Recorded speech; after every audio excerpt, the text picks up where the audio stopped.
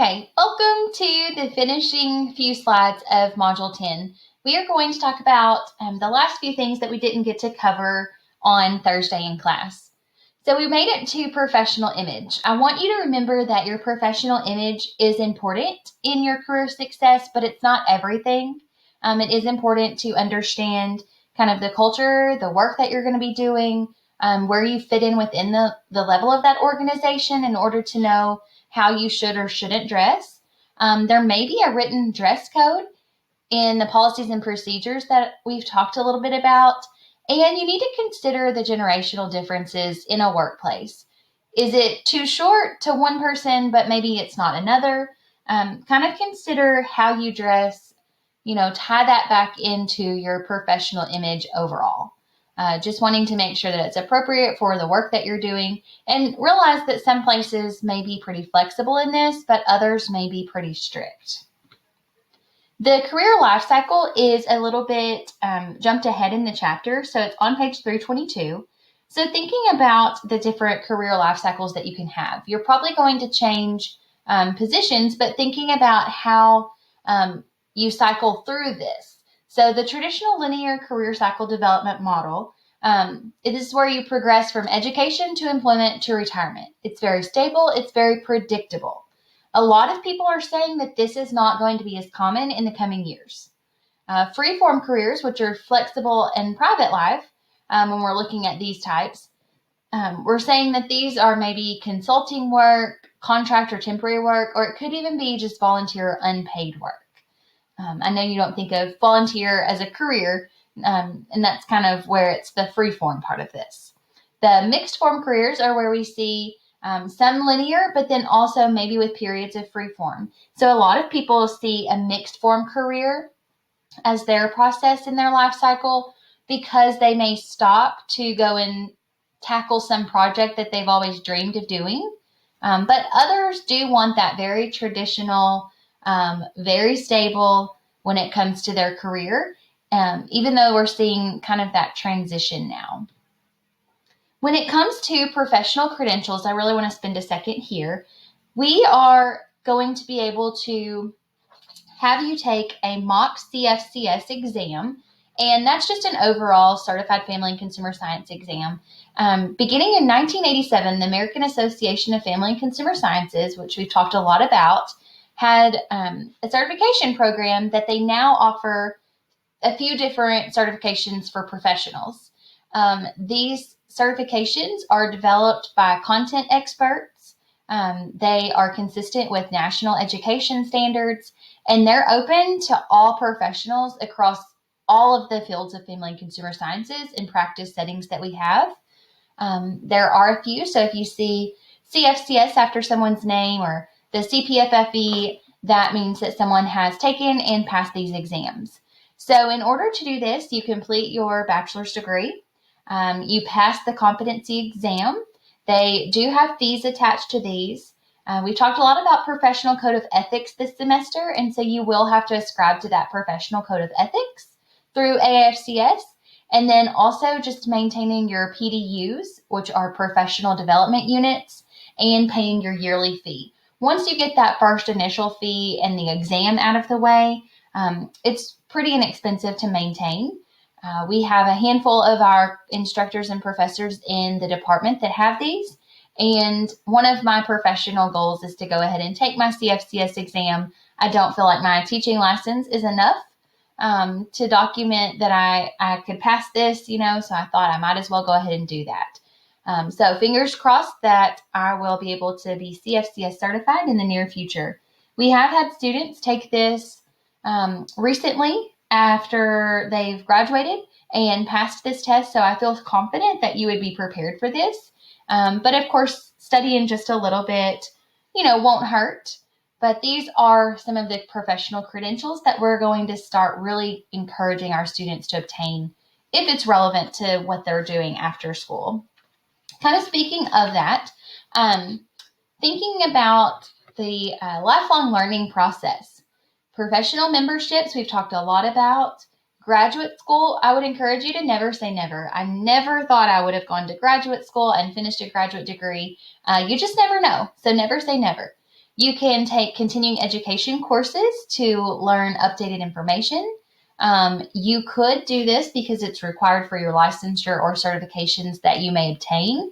But on community involvement, think back to Chapter 3 and those 6 pillars of professional ethics. Caring and citizenship were highlighted, but you want to be able to put your professional knowledge and skills to use in your community. Also, think back to public policy advocacy in Chapter 5. So you can be a lifelong learner in many different facets. All right, to kind of round us out in this semester, we're going to talk about, here at the end, career success when it's related to yourself and being healthy. This is on page 320, so just kind of helping you bounce around with me. When it comes to stress management, I know this is a terrible time in the semester to think about, are you stressed? But know that stress is going to follow you no matter where you're at, either in school or in life or in your career. We have to be able to manage this. And I want you to think about some different ways that you can manage this in your own lives. So the boss, your coworkers, the nature of the work itself, it could just be a lot of work that you have to get done in a short amount of time. It could be something even environmental, like the building that you're working in, but it could also be personal stressors. So we have to think about how to recognize where the stress is coming from. Sometimes we misidentify it. So an example of this could be heavy traffic on the way to work. It gets you frustrated. You may be late to work as a result of this. So it's probably not the traffic itself that's causing the stress, but the fact that you may not be able to wrap up a project or a presentation before you have to present it that morning. So we have to think about where is the stress coming from and how can we change something to help us feel more prepared and maybe less stressed. So think about the environment that you're in. Can you change it so that your stress demands are not as high? Can we just learn some maybe coping skills with that? We have great resources on campus to help with that. And you want to find some type of way to handle this now before you get into your working life and it's not manageable. Another thing to think about is eating well and staying fit. Why is this important? Just overall reducing your anxiety and stress, your mood, you'll feel better, but it also helps you with your personal health. There are so many companies that are focusing on the health of their employees now. For example, UCA has an employee wellness program, and we have incentives to be healthy that they track, and they give us a discount on our insurance, and then also several other benefits. So that's where I learned about the journaling. They try to help us be healthy overall, not just our personal health when it comes to weight management or things like that. Just overall our feelings and emotions related to stress and finances and health and all of those things tied in together. So I pulled this from the book just to remember that when it comes to your body and your mind, it's far stronger, that connection, than sometimes we're willing to accept. And so making sure that you're taking care of yourself is very important. Taking those mental health days if that's what you need. Obviously, want to be professional and get your work done if possible, but kind of staying in touch with yourself as well. So when it comes to work-life balance, I thought this picture was pretty appropriate. It honestly kind of reminds me of Miss Leblong, going from, wife, mom, busy, everything, balancing, to a great professional. You have to look at that work-life balance and find it's a very fragile and fine line when it comes to balancing sometimes, but you have to be sure that you are doing that. I want to share a few tips on how to do this. When it comes to protecting your non-working hours, maybe you could practice the phrase of, I'm sorry, I can't, I have another commitment. Maybe that commitment's a doctor's appointment, but maybe it's a date. Maybe it's watching a show in your pajamas with your cat. It doesn't matter. If that's your non-working hours, you do need to protect those. Of course, there are a few exceptions, last minute emergencies, but we want to make sure that those don't become the norm. okay?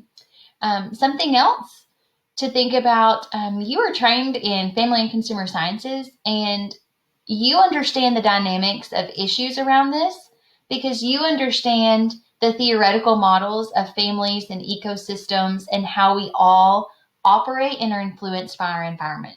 So don't forget that you are trained and know this stuff, but actually practice it. Start at the beginning of your career with this so that it doesn't become a habit. That's something I can personally say I did not do a very good job of in the beginning. And if I would not have recognized that through the help of some people in my life and then also some other resources, then I probably would have been pretty burnt out at this point. I did want to share that I found an article that it's how do people survive, jobs with long hours, and is it worth it in the long run? And in the comments, people who have worked these really intense hours, really intense careers have often said in the end, it's not really been worth it for the time and stress that it's placed on their mental health, on their families and others that they love.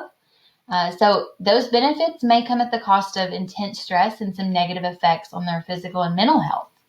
So overall, this is not a dream, this balance that we can achieve. It can be done, but it does become challenging, the more things that you add in your life, the more things that you factor in that you have to be responsible for. But I do want to encourage you to really think about promoting that for yourself now so that you can be successful for a lifelong career. So we want you to be happy in the end of this. We do not want you to feel frazzled or stressed. So some of these things could probably apply to the end of a semester, right? So think about what you're going to do leaving here from this class and making an impact. This is our last module for the course, Foundations, Chapter 17. We will have the professional community partner presentations and a few other things, but I'll share that here in an announcement. Thank you for a fabulous semester so far, and I'm looking forward to the last few weeks. Thanks.